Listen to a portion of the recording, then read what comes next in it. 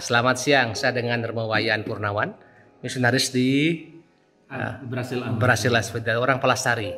Wayan, ini coba cerita sedikit bagaimana kalian di Seminari Tuke ini, kemudian lah terbentuk Tuke tempat di sini, kemudian saya dengar ke Omi, itu bagaimana sekarang menjadi rumah SPD itu luar biasa itu.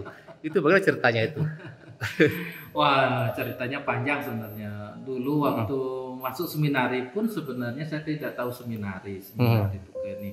Saya pikir seminari itu sekolah sepak bola. Gitu kan? Jadi motivasi saya masuk seminari itu ke awal tuh tahun 93 itu adalah masuk sekolah sepak bola. Tapi kemudian ketika masuk sini saya juga terkejut loh, seminari itu kok asrama. Akhirnya tahun pertama nggak betah. Tapi awal kemudian punya teman dan ada olahraganya, akhirnya ya mulai betah. Waktu itu mendengar sharingnya almarhum Pak Galang, dulu dia Galang, iya. Dulu dia kerja di Zaire, dia sharing di sini. Dia yang kemudian misionaris. Akhirnya sejak itu waktu itu masih SMP, dia mulailah ingin rasanya jadi misionaris gitu. Kemudian lanjutlah SMP di sini, kemudian SMA lanjut. Waktu itu SMA masih gabung dengan SMA Thomas Aquino di Tanggap, dan kami naik sepeda ke sana. Itu waktu akhir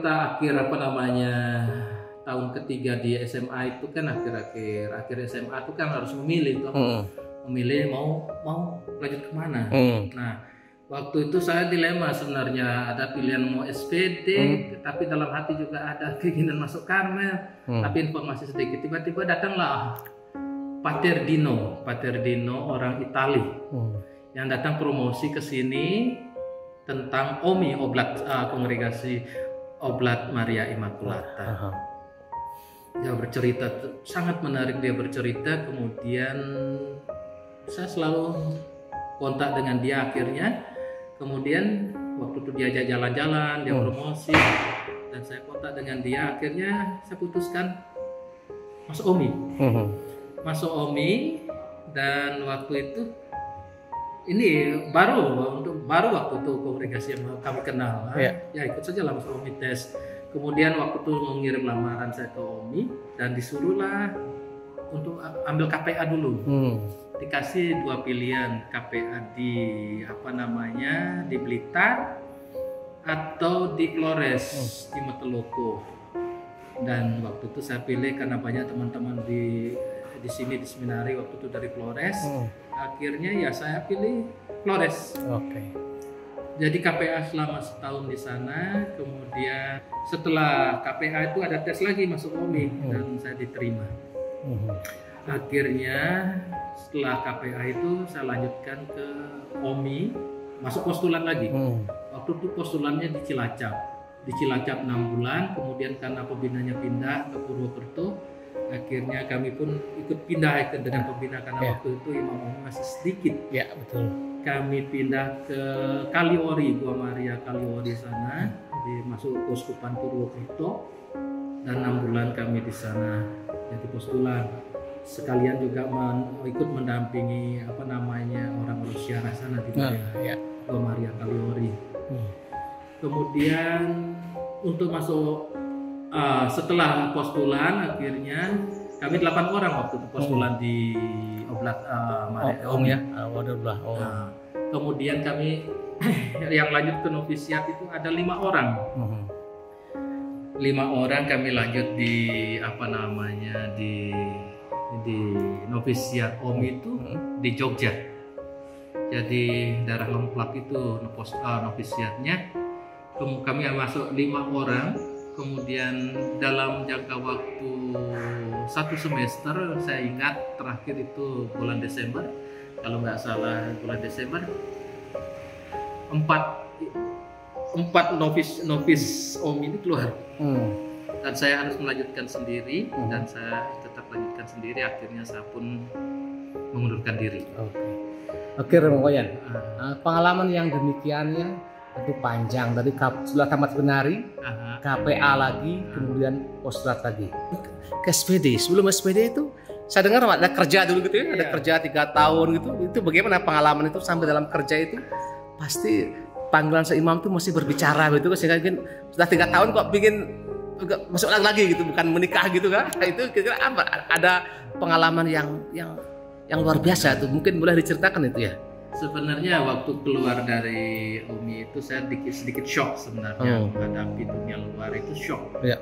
Dan sedikit juga sudah saya keluar shock dengan situasi, dan sempat sebenarnya saya depresi. Depresi berat itu selama 3 bulan tuh, nggak ada harapan untuk hidup, nggak ada. Ya. Sebenarnya waktu itu pikiran saya hanya mati saja sebenarnya, nggak ada. Ya namanya depresi ya. Ya.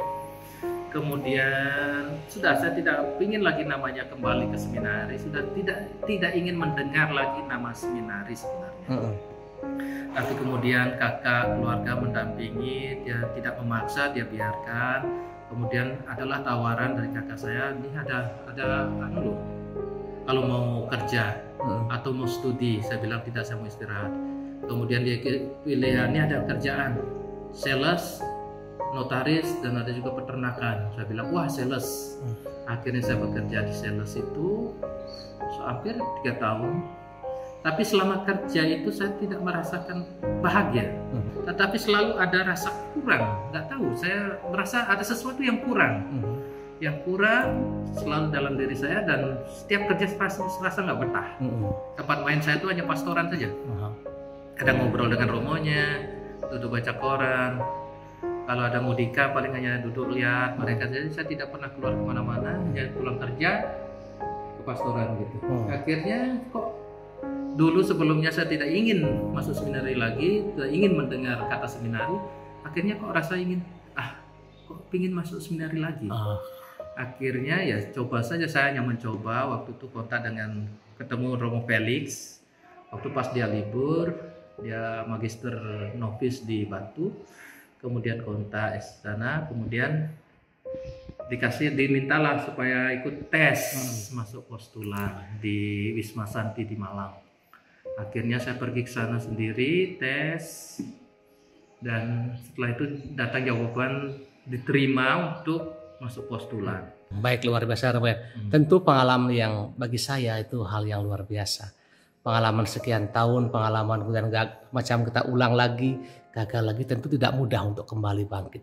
Tentu ini pengalaman yang luar biasa ya. Pengalaman itu akan berarti kalau direnungkan, direfleksikan, menemukan kekuatan baru. Kira saya mungkin untuk para seminaris saya ingin sampaikan pesan apa yang perlu diperjuangkan untuk menggairahkan panggilan seperti itu. Mesti kadang kita merasa sendiri, kadang-kadang merasa macam tidak berharga, tapi kita punya semangat. Ini apa yang sampai lagi sekarang saya dengar di misionaris sudah hampir 6 tahun kah? Itu apa yang kira hal yang misionaris sudah 7 tahun. 7 tahun sekarang ya. Tabisan sudah 8 tahun berarti. Sudah jalan 9 tahun. 9 tahun. Kira-kira apa hal yang menarik yang mungkin di dunia misi selama melayani di tempat di mana tadi itu di Amazon. Amazon itu, kira apa yang mengesankan di sana? Yang kalau kita bandingkan dengan di Bali misalnya dan Tua, bagaimana pesan untuk adik-adik seminaris yang ada di sini agar mereka mendengar ini, mereka ikut ini, jangan mereka mau kosong-kosong selama sini mungkin karena mungkin tempatnya lebih bagus dibandingkan zaman kita dulu ya. Mungkin makan juga mungkin lebih enak mungkin ya. Kira-kira apa yang mungkin yang saya lihat mereka kurang punya semangat juang, fighting spirit. Ini mungkin silakan Mbak mungkin sampaikan sesuatu, mungkin pengalaman di misi dan bagaimana kita convert untuk kita yang ada di sini. Yang sebenarnya yang paling mengubah hidup saya itu sebenarnya adalah spiritualitas pribadi. Jadi kalau setiap orang menemukan siapa Tuhan untuk dirinya, itu yang penting, itu yang akan memberikan kekuatan. Memang dalam proses penemuan siapakah Tuhan untuk diriku, bukan dirimu untuk orang lain, tetapi untuk diriku, itu butuh memang pendampingan, rekoleksi, retret. Untuk menemukan siapakah Tuhan untuk diriku. Macam saya, memang waktu itu saya retret namanya AJS, waktu itu masih gula-gulana. Tapi waktu itu saya memang serius, saya bilang, loh hidup saya kok begini saja. Saya ingin menemukan apa sih sebenarnya yang ingin saya capai, apakah kekuatan yang ada dalam diri saya. Waktu itu saya mencoba untuk serius mengikuti retret, dan itu yang mengubah hidup saya menemukan siapakah Tuhan untuk diriku. Dan saya mengatakan Tuhan adalah guru untuk diriku. Sehingga inilah yang kadang-kadang ketika lelah dalam situasi sulit, macam di Amazon atau pastoral saya di Kalimantan Timur sulit, tapi selalu saya mengatakan pasti Tuhan mengajar sesuatu untuk saya di sini. Ya, itu yang luar biasa ya. Ini yang selalu menguatkan, karena itu saya selalu mengatakan kepada setiap orang, temukan siapakah Tuhan untuk dirimu, temukan spiritualitas pribadimu, sehingga itu yang akan memberikan kekuatan dalam menghadapi semua tantangan yang ada. Itu yang jadi itu yang paling penting Romayan ya. Senang kamu alumni sini. Saya juga alumni lebih duluan sedikit ya. Sekarang saya tahun ke-24 imam. Nah, saya senang sekali dan saya ingin kalau kamu datang kemari memberikan sedikit rekoleksi untuk anak seminari itu kah? Itu tuh kira-kira ada waktu. Sekarang kan dari mana? Tidur Tampanan atau apa saya kontak nanti ya? Saya di Palasari. Palasari kan? Enggak mungkin 1-2 hari di sini, ada kamar tamu di sini kah? Kamu datang sini juga nanti omongin sama mereka. Saya ingin teman-teman yang alumni sini punya pengalaman itu sharingkan. Karena mungkin bagi saya sebenarnya kurang tantangan. Saya kata menggugah pola pikir mereka, cara studi mereka supaya mereka lebih baik dari kita yang dulu ini. Yang dulu serba kurang dalam arti kurang air, kurang apa, tapi kita bisa struggle, itu kan ada sesuatu. Nah, jadi begitu. Jadi Romayan, terima kasih banyak. Ini saya akan sharingkan kepada semua anak seminari ini agar mereka mendengar, supaya mereka bangkit lagi baru. Terima kasih ya. Sama-sama.